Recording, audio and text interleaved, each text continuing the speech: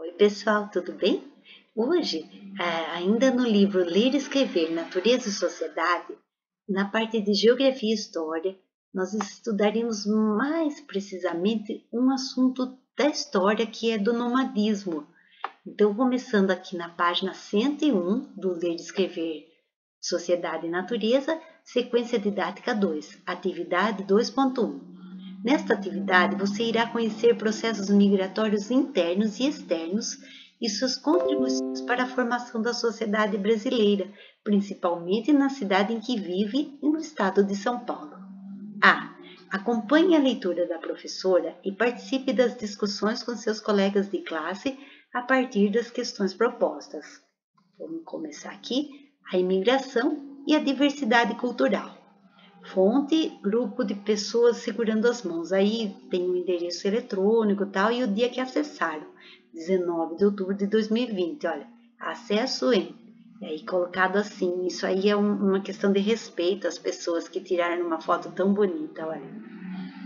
Aí vamos lá. Os tempos coloniais jamais levariam a imaginar que São Paulo se tornaria um lugar cujas características são a pujança, o dinamismo econômico, social e cultural. Mas quem construiu toda essa riqueza? Em um território inóspito e longe da metrópole, a capitania de São Paulo era habitada por colonos portugueses, indígenas nativos e mais tarde por povos escravizados da África, principalmente angolanos. Esses povos formaram um início já misturado, da cultura tradicional paulista, a cultura caipira, encontrada ainda no interior do estado. É sobre essa cultura tradicional que vem se enxertar na segunda metade do século XIX ao início do século XX o movimento migratório interno e externo que imprimiria à vida de São Paulo seu dinamismo insuperável. Qual é a base da cultura paulista? A resposta correta é o mundo. Afinal, no início da imigração, homens e mulheres de mais de 60 países se estabeleceram em São Paulo em busca de oportunidades. Eles aqui foram escolhidos porque a província paulista necessitava de mão de obra para a lavoura cafeeira e hoje estima-se que São Paulo seja a terceira maior cidade italiana do mundo, a maior cidade japonesa fora do Japão, a terceira maior cidade libanesa fora do Líbano, a maior cidade portuguesa fora de Portugal e a maior cidade espanhola fora da Espanha. A mistura de raças, etnias e culturas acentuou-se com o correr do tempo e marcou profundamente a vida cultural, social e econômica da cidade. A virada na economia de São Paulo se deu na passagem do século XVIII, 10, 15, 16, 17, 18, isso, do século XVIII para o XIX, com o início da produção do café, quando começaram a plantar cafezais, O final do século XIX e início do século XX, principalmente, marcaram um período de transformações mundiais. Guerras e revoluções resultaram em desemprego e fome na Europa. Populações inteiras rumavam para longe de suas terras, buscando refúgio às perseguições étnicas, políticas e religiosas. As informações da existência de uma terra nova, cheia de oportunidades, chegavam em além-mar, ou seja, do outro lado do oceano, Numa prudente política migratória, o governo brasileiro tratou de atrair novos imigrantes, oferecendo lotes de terra para que se estabelecessem como pequenos proprietários agrícolas. Depois, com a abolição da escravatura em 1888, a opção foi a imigração em massa para substituir o trabalho escravo na lavoura cafeeira. Gente, isso aqui é muito, foi uma injustiça muito grande. Qualquer hora eu vou falar sobre isso com vocês, viu? Os imigrantes eram embarcados na terra na terceira classe dos navios que vinham instalados nos porões dos vapores, onde a superlotação e as precárias condições favoreciam a proliferação de doenças. Muitos imigrantes morreram pelo trajeto. Da Europa até o Porto de Santos, a viagem demorava até 30 dias. O governo, apoiando a importação da mão de obra, recebia-os em alojamentos provisórios. A partir de 1887, passaram pelo complexo da hospedaria do imigrante em São Paulo, perto de 3 milhões de pessoas. Possuía alojamentos, refeitórios, berçário, enfermaria e hospital.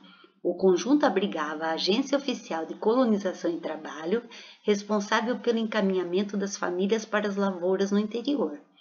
A partir de 1930, a hospedaria passa a atender também ao movimento migratório interno. Trabalhadores vindos de outros estados do Brasil, como Bahia, Ceará, Pernambuco, Minas Gerais, dentre outros, eram recebidos e atendidos.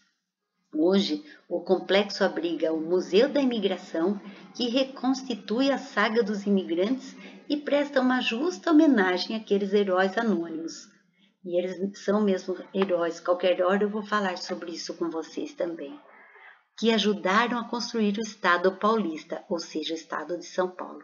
Na virada do século, o imigrante constituía o grosso do operariado paulista.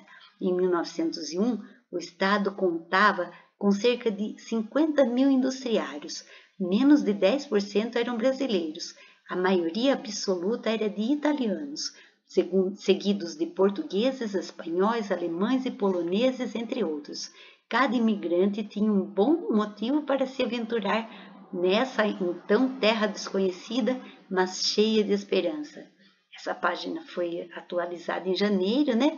E o texto foi adaptado pela equipe do CIA, da Secretaria da Educação.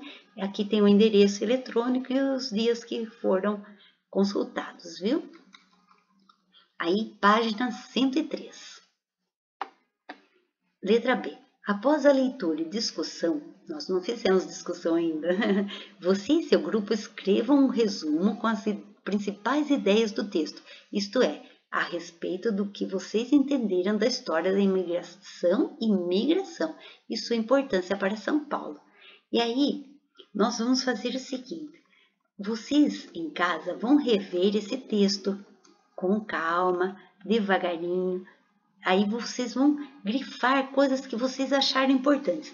Eu grifei só 2 coisas no meu, que foi substituir o trabalho escravo, né? E grifei heróis, que são os imigrantes. Então, vocês vão ver que, além dos imigrantes, também os escravos são verdadeiros heróis também. Bom, mas não é só isso.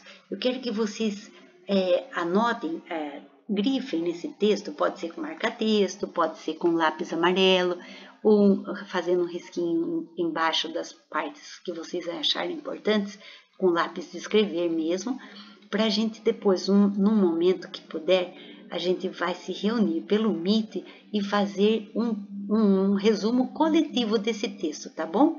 E esse resumo ficará no nosso caderno de história.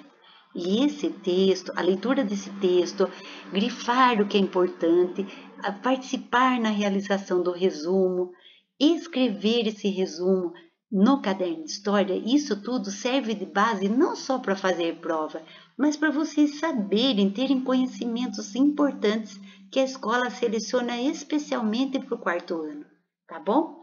Um beijo, gente!